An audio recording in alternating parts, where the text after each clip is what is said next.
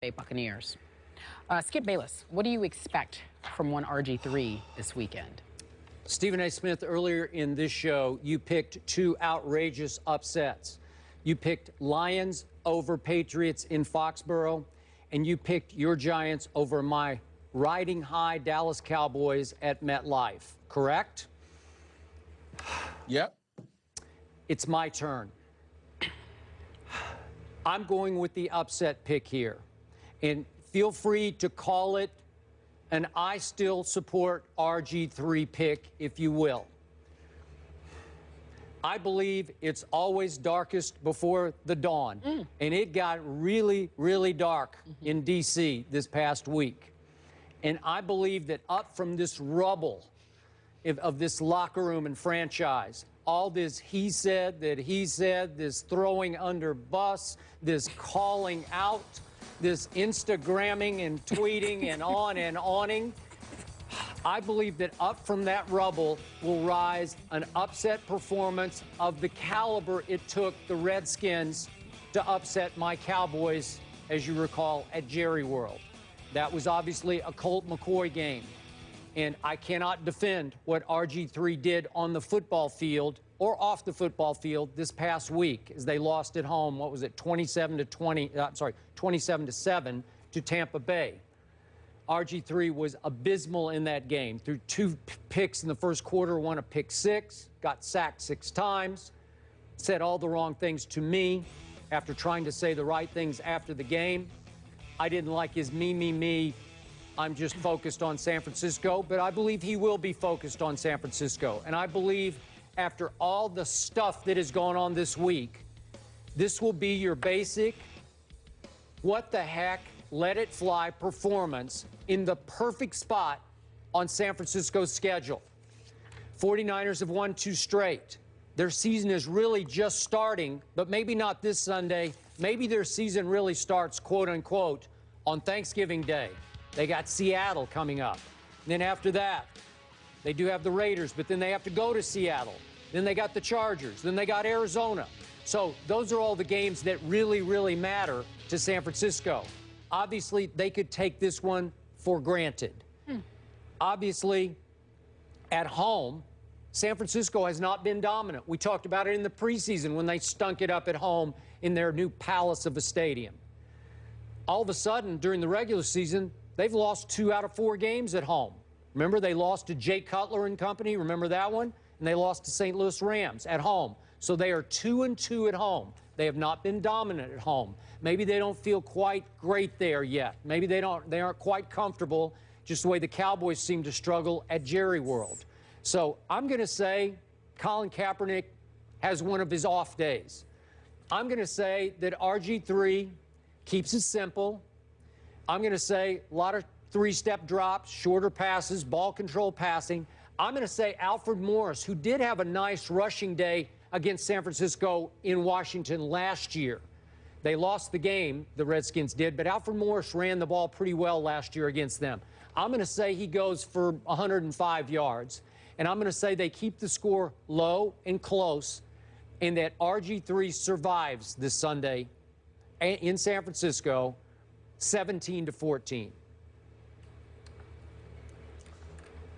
I don't blame you for making that pick, Skip. I don't think that's far beyond comprehension, considering how the San Francisco 49ers have looked on their home turf, considering how that home crowd doesn't appear to be a home crowd. The hostile confines that was once Candlestick Park doesn't appear to be in existence in this new stadium. I understand all of that. I think Aldon Smith returns this week. Remember, if my memory serves me correctly. Yeah, last week.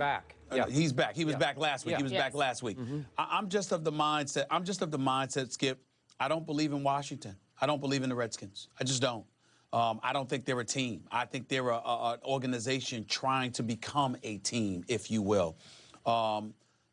If RG3 plays well, somebody else will mess up. Whether it's Deshaun Jackson, whether it's Pierre Garçon, whether it's Niles Paul or Alfred Morris or whatever. Not to say that that's the case, because I believe in all of those brothers in terms of their talent, whether the offensive line, something. When you have this much friction, when you have this kind of divide, I am just of the mindset, Skip, that I don't see you overcoming that against a team as desperate as San Francisco, knowing every win counts in this NFC West. The fact remains that with Arizona balling the way that it's balling, in order for San Francisco to make the postseason, they're going to have to be a wild card again. And we know that Seattle doesn't intend on going anywhere. And then when you look at the battle within the NFC East, there's Philly and Dallas. You look at the battle within the NFC North, there's Detroit and Green Bay. So every loss is pivotal right now. Every game is pivotal right now. And the level of urgency that I think the San Francisco 49ers are going to have, to me, is enough to offset the potentiality of an upset. I'm picking San Francisco to win this game 20-16. 20-16. Can you see RG3 playing pretty well this time? No, I don't see him playing awful, but I don't see him playing well enough to make a difference. I think San Francisco's defense shows up. They find a way to continuously show up. And in order for them to win, Washington's defense is going to have to show up and match San Fran's intensity. I no longer believe in Haslett. I did believe in him. We were told that Shanahan had his hands tied and was really neutralizing anything that he wanted to do. Well, Jay Gruden walked up in there and gave him the cachet and gave him the power to do what he did. And the Redskins' defense hasn't been that impressive. Let's just call it what it is. So when you combine that with the fact that the offense with RG3 seems to be in flux at this particular moment in time, and Jay Gruden doesn't seem to be on the same page with his quarterback, the quarterback doesn't seem to be on the same page with the coach or some of his teammates on the offensive side of the ball, it's just all over the place. And San Francisco is too good of a team to have that kind of acrimony in existence, and you think you're just going to walk in there as an inferior team to begin with and knock them off. I could be wrong, because San Francisco is totally capable of wetting the bed or making things far more interesting than they should ever be. But I have to see that happen against this Washington Redskins team, because I think the only teams Washington will beat are similar mediocre teams like itself. I don't believe they'll beat a quality team like the 49ers. I hear everything you just said, but when I stand back and look at the Redskins, they're better than they have played. And I saw Haslett's defense. I agree with that. They rose up that night at Jerry World, and they took Romo, well, literally out of the game, but figuratively they took him out of the game. They were all over him all night with their blitz packages, which the Cowboys were not ready for. And you just mentioned all the weapons at RG3's disposal, if he can not get sacked himself. He's got weapons. They have firepower that we don't see on a weekly basis, but they're there. When you talk about Deshaun and Garcon and Alfred Morris, these are big-time weapons to me. And maybe this is the week we get to see them.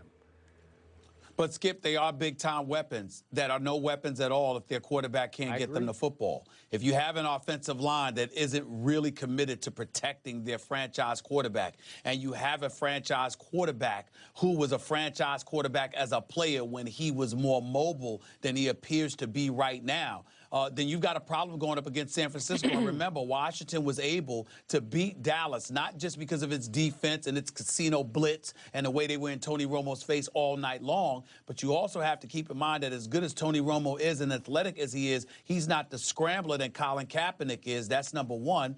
And number two, and more importantly, in terms of Washington's offense, the way they moved the ball against Dallas, you going to do that against San Francisco's defense? I'm not so sure. Well, I'm going to remind you one more time. San Francisco was not dominant against your Giants. They were in trouble, up only 16-10, and Eli and company had the ball first and goal at the 4-yard line and could not cash it. And on fourth down, obviously tipped interception. But the Giants are just not as talented as we would like them to be, Skip. They don't have acrimony. Okay. They're not divisive. They don't have distraction. I don't know. You think because you think they don't like Tom Coughlin? No. What? Who'd you? No. The Giants. Oh, the Giants. I thought you had the 49ers. The 49ers have the Giants. Yeah, but I'm saying the Giants are consistent. They're just not that good. Yeah. But they are who they are, and there's a level of consistency and cohesiveness. People know what they're supposed to do. Right. They're just not